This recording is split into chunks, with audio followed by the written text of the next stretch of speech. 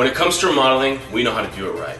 And we also know that whether you've remodeled your kitchen or not, you can always use some new cooking ideas. So we came up with this show because the kitchen only looks as good as the food that you make tastes. Welcome to the first episode of the Cooking Contractors.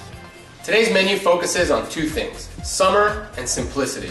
More importantly, we know how busy your life can be, so we're going to keep the food fussiness to a minimum. As you can see, we're cooking in a normal kitchen with everyday appliances.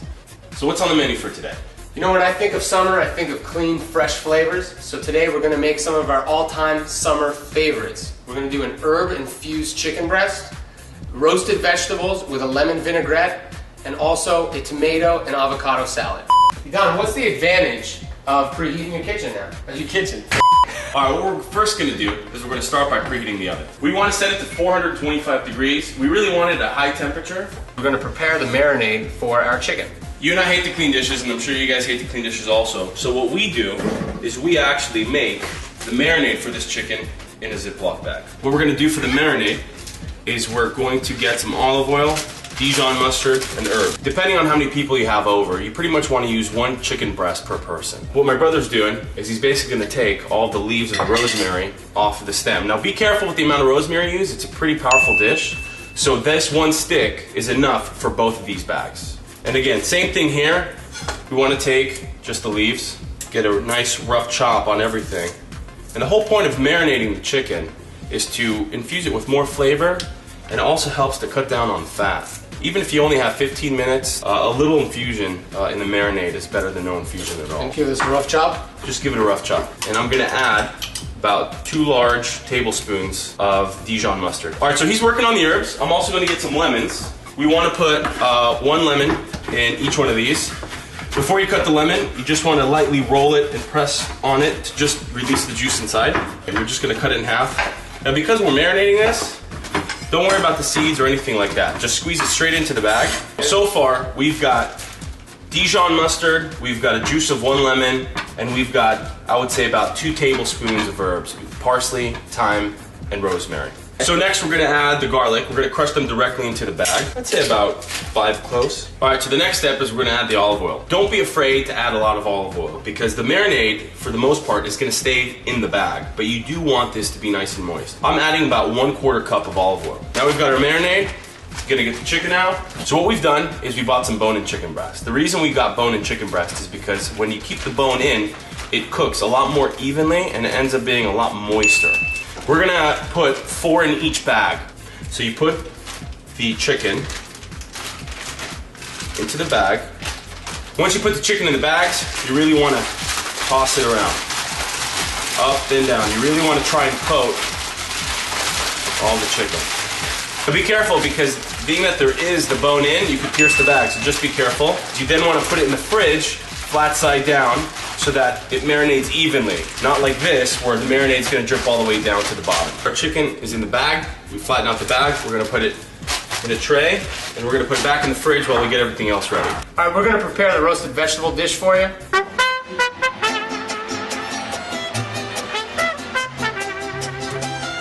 So my brother's gonna take all this summer squash. He's gonna cut them in half for us. This is gonna be like one of those real cooking shows where they just come down here and boom, like a bowl just appears. That's right. I'm gonna take the zucchini, cut the tops and the ends off, and then cut them into coin size. Yeah, try to make them an inch thick. That's way too thin. Inch thick. Yeah, even thicker than that. Even thicker than Even that. thicker than that. Even thicker. Even thicker than that. I'm trying. There we go. That's thicker. the thickness that you want. Have you guys ever seen a coin this thick? That's a 1 inch thick coin. Have you seen a coin this thick? No. What I'm gonna do, the right way, is I'm going to quarter these. Now the great thing about summer squash is even after you roast them, they have a nice little bite to them. How's my thickness? Your thickness is good. Fantastic. We're gonna add everything into the same bowl. This is how it starts off. I just wanna take that little nub off, and this you can keep intact. So I'm just gonna cut this down to every single one of them. And then I'm gonna quarter them. We are gonna cut bell peppers. Bell peppers can be somewhat tricky to cut. Bell pepper standing right side up. We're gonna put it to the side. We're gonna cut the bottom, and then we're gonna cut a little bit back, so it's almost like a little hat. Then what we do is we put it down like so. We make a slit we turn it to the side, and this is where the knife or a long knife helps. You just literally move your knife forward and roll the bell pepper. I want to cut them into 1-inch squares, because don't forget, when you are cooking vegetables in the oven, because there's so much moisture, they actually shrink. So next thing on the list is we're actually going to make the lemon vinaigrette for the roasted vegetables. The ingredients for this vinaigrette: Dijon mustard, olive oil, lemon juice, lemon zest, salt and pepper. My brother is going to start working on the lemon zest and lemon juice while I prep the bottle. Alright, so the first thing you want to do is you want to screw this. Now, I came up with a pretty cool trick, because this can be somewhat difficult to get stuff in without getting it dirty. So, unscrew the top. Plastic wrap. Bigger is better. Right? We're in America, bigger is better. So, we have essentially plastic wrap that's covering it. You hold it down, you poke a hole, right? So now, when I'm putting things inside, if anything falls on the outside, I'm fine, because then I'll just take the saran wrap off after it. What you want is a microplaner. You could do this with a grater as well, but just be careful. It's a lot easier with a zester like this. You want to get the yellow and not the white. Once you get into the white, it gets really bitter. So, while my brother is squeezing the lemon, I'm going to start by adding Dijon mustard.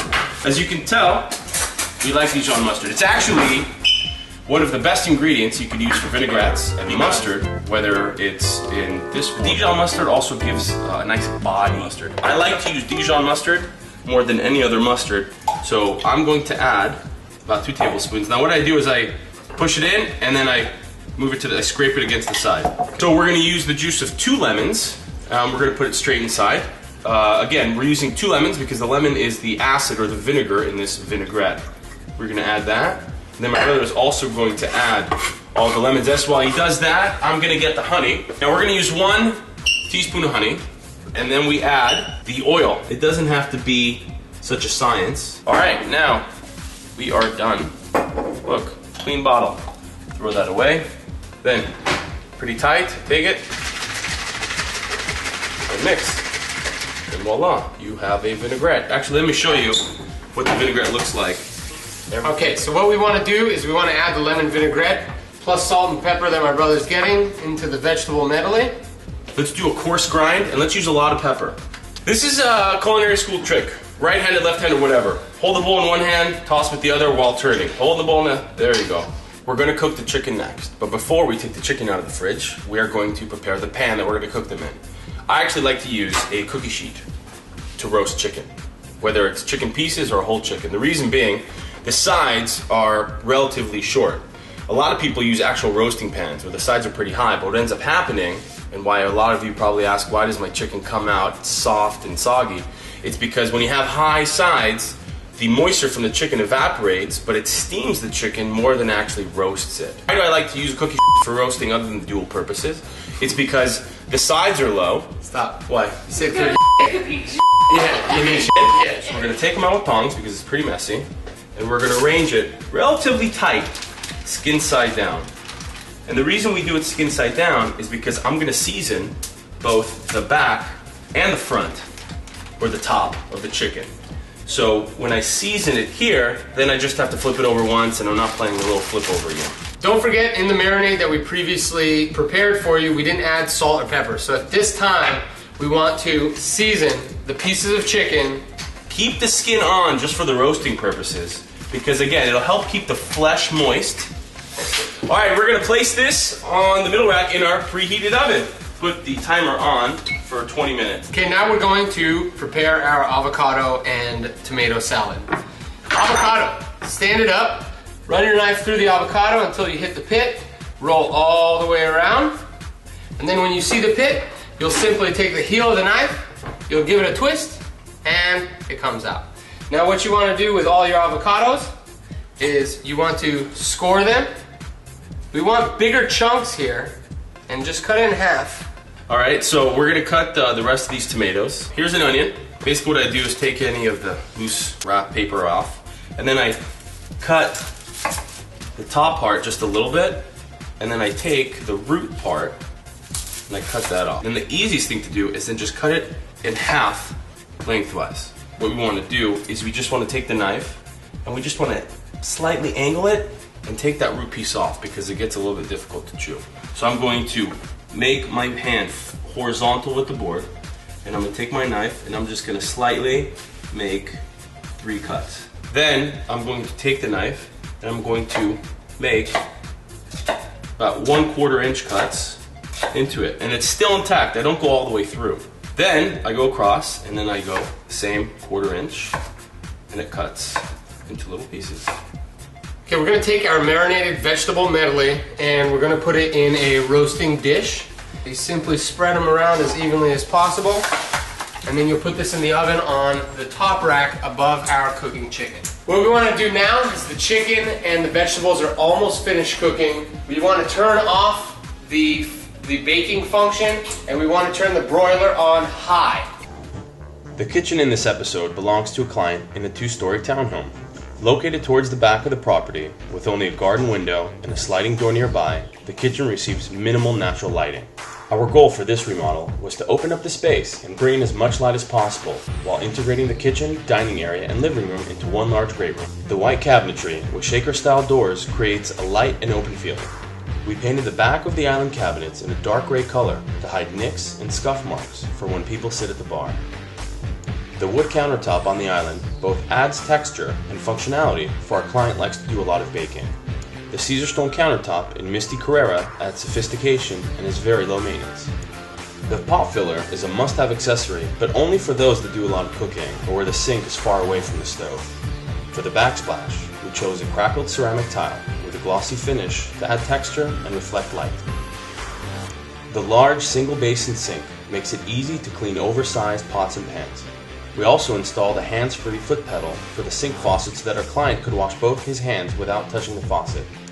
The tall wall cabinet to the left of the sink provides added storage for everyday items. The inset glass panels allow for those storage items to add a homey feel. As is with most projects, there were some budgetary concerns. The original tile flooring was installed throughout the entire first floor and proved to be too costly to replace, so that had to stay.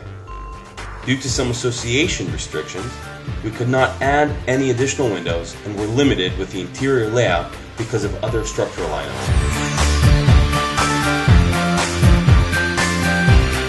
We are going to make vinaigrette that's a loose vinaigrette, meaning we're going to pour the ingredients into the dish and then just mix everything together. So we're going to make the vinaigrette. We are going to add the olive oil. Now don't forget to go to our website, www.doitrightremodeling.com, for all of the recipes for what we cooked today. So I added the olive oil, about 3 tablespoons of olive oil. I'm going to add some red wine vinegar, fresh cut pepper, and then we're going to take some salt, and then we are loosely going to fold it over it. Yep, and while he folds that, a fun fact for you guys is that other than olives being the #1 fruit that produces oil, the second fruit that produces the most oil is actually an avocado. The roasted vegetables are done, and we're going to take them out of the oven right now. Don't forget that we didn't season this. The vinaigrette didn't have any seasoning. So I like to season vegetables after, just because they are a little bit more plump. They don't lose as much moisture throughout the cooking. This is what the broiler does. So we can smell that the chicken is ready, and we're both really hot in this tiny kitchen, so we know the oven's working. That's correct. And there you have it. Herb infused roasted chicken breast. We want to thank all of you for watching our show. Don't forget to visit our website, www.doitrightremodeling.com, DOITRIGHT remodeling.com. Yep. We'll have the recipes on there. Check out our weekly blog. Put a like on us on Facebook. We'd appreciate every Yelp comment as well. Yep. Thank you guys for watching. See you next time.